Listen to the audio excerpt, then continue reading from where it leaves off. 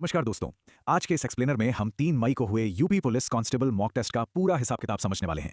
परीक्षा में अब बस 1 महीना ही बचा है, तो ऐसे में सेफ स्कोर क्या होना चाहिए, कट ऑफ कहाँ जाएगी और टाइम मैनेजमेंट का वो कौन सा ब्रह्मास्त्र है जो आपको आखिरी महीने में एक बड़ी लीड दिला सकता है। इन सब पे हम आज डिटेल में बात करेंगे।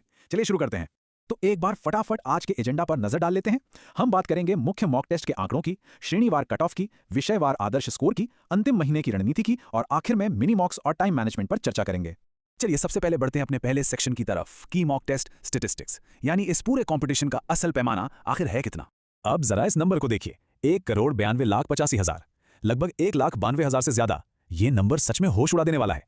करीब 2 लाख सीरियस कैंडिडेट्स ने ये टेस्ट दिया है। इसका मतलब समझ रहे हैं आप? यहाँ जो रैंक आपको मिल रही है ना, वो हवा में लगाया गया कोई अनुमान नहीं है, बल्कि एक्चुअल कंपटीशन का बिल्कुल सटीक आईना है।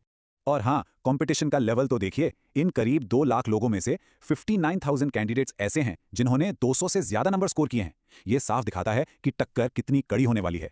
फाइनल लिस्ट में अपनी जगह पक्की करने के लिए हल्की फुल्की तैयारी से तो बिल्कुल काम नहीं चलेगा बॉस, एक बहुत ही सॉलिड स्ट्रैटेजी चाहिए होगी। अब आते हैं अपने दूसरे सेक्शन पर, कैटेगरी वाइज एवरेजेस और कट ऑफ्स, यानी अपने बेंचमार्क सेट करना। यहाँ एवरेज स्कोर्स का डिस्ट्रीब्यूशन एक बड़ी दिलचस्प कहानी बता रहा है। ओवरऑल एवरेज तो 190.96 है, लेकिन जनरल कैटेगरी का एवरेज सीधा उछलकर 199.31 पर चला गया है। अब आप सोचेंगे ऐसा क्यों? तो देखिए, होता क्या है कि कई बार ओबीसी और ईडब्ल्यूएस कैटेगरीज के जो टॉप स्कोरर होते हैं वो एज ओवरलैप रूल्स की वजह से अनरिजर्व यानी जनरल कैटेगरी में काउंट हो जाते हैं और इस वजह से ये कट ऑफ नेचुरली ऊपर चला जाता है। तो अब सबसे बड़ा सवाल, इस टेस्ट के हिसाब से एक्सपेक्टेड सेफ स्कोर क्या होना चाहिए? देखिए, मेल्स के लिए ये टारगेट लगभग 235 और फीमेल्स के लिए करीब 225 के आसपास रहने की उम्मीद है। एक और बात ध्यान रखने वाली ये है कि ये वाला टेस्ट पिछले मॉक टेस्ट के मुकाबले थोड़ा आसान था, लगभग 8 से 10 सवालों का फर्क था, इसीलिए ये बेंचमार्क्स थोड़े से ऊपर शिफ्ट हो गए हैं। वहीं अगर हम एससी और एसटी श्रेणियों के इनसाइट्स की बात करें तो जनरल कट ऑफ से यहाँ लगभग 20 से 40 अंकों का गैप देखने को मिल सकता है।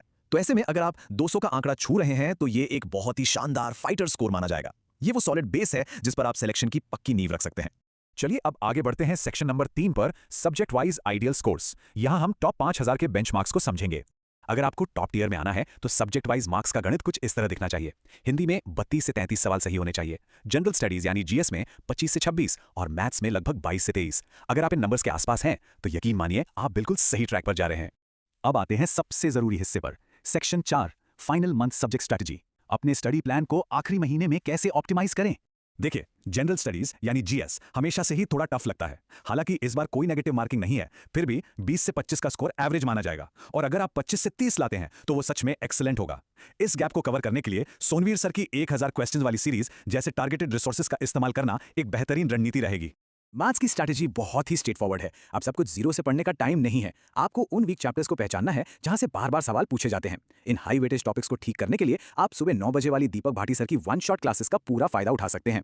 और जहां तक हिंदी का सवाल है तो इसकी तैयारी सीधी साधी है, बहुत सारी नई थ्योरी पढ़ने की जरूरत नहीं है। दोपहर 12 बजे वाला डेली प्रैक्टिस सेट ही काफी है ये पता लगाने के लिए कि आप कहां फंस रहे हैं, ताकि आप उन कमजोर चैप्टर्स को तुरंत फिक्स कर सकें। बस इतना कीजिए, ट्रैक पर रहेंगे। तो अब चलते हैं आखिरी और शायद सबसे इंपॉर्टेंट सेक्शन पर, section 5, mini मॉक्स and time management. यही वो चीज है जो आपको द फाइनल एज देगी। टाइम मैनेजमेंट का एक बड़ा स्ट्रिक्ट रूल है, ध्यान से सुनिएगा। किसी भी हालत में रीजनिंग में आपको 1 घंटे से ज्यादा का वक्त नहीं लगाना है। 50 सवालों के लिए ये एकदम स्ट्रिक्ट लिमिट होनी चाहिए। इस लिमिट को आप तभी क्रॉस कर सकते हैं जब आप मैथ्स को पूरी तरह से छोड़ने का मूड बना चुके हों, जो कि ऑब्वियसली सिलेक्शन के लिए बिल्कुल भी प्रैक्टिकल आइडिया नहीं है। अब टाइम लिमिट क्रॉस न हो इसके लिए आते हैं मिनी मॉक्स। स्टेप्स बहुत सिंपल है। स्टेप 1, मिनी मॉक्स दीजिए।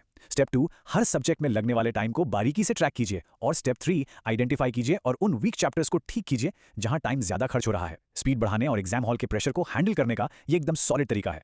एक छोटी सी अपडेट और है, आखिरी महीने में प्रैक्टिस की स्पीड को दुगना करने के लिए हो सकता है कि बहुत जल्द बुधवार को भी नए मॉक टेस्ट शुरू हो जाए। इससे आपको हफ्ते में अपनी तैयारी को डबल चेक करने का और ज्यादा मौका मिलेगा। तो एक्सप्लेनर के आखिर में सवाल ये उठता है, क्या आप आने वाले नेक्स्ट मॉक टेस्ट से पहले इन टाइम ट्रैकिंग स्ट्रैटेजीज को सच में लागू करेंगे? क्या आप अपने कमजोर चैप्टर्स पर जीत हासिल कर पाएंगे? क्योंकि अल्टीमेटली सिलेक्शन तो वही नंबर्स और स्ट्रैटेजीज दिलाएंगी जिन्हें आप एक्चुअल एग्जाम में एग्जीक्यूट कर पाएंगे। आज के इस एक्सप्लेनर में जुड़ने के लिए बहुत बहुत शुक्रिया। अपनी तैयारी मजबूत रखिए।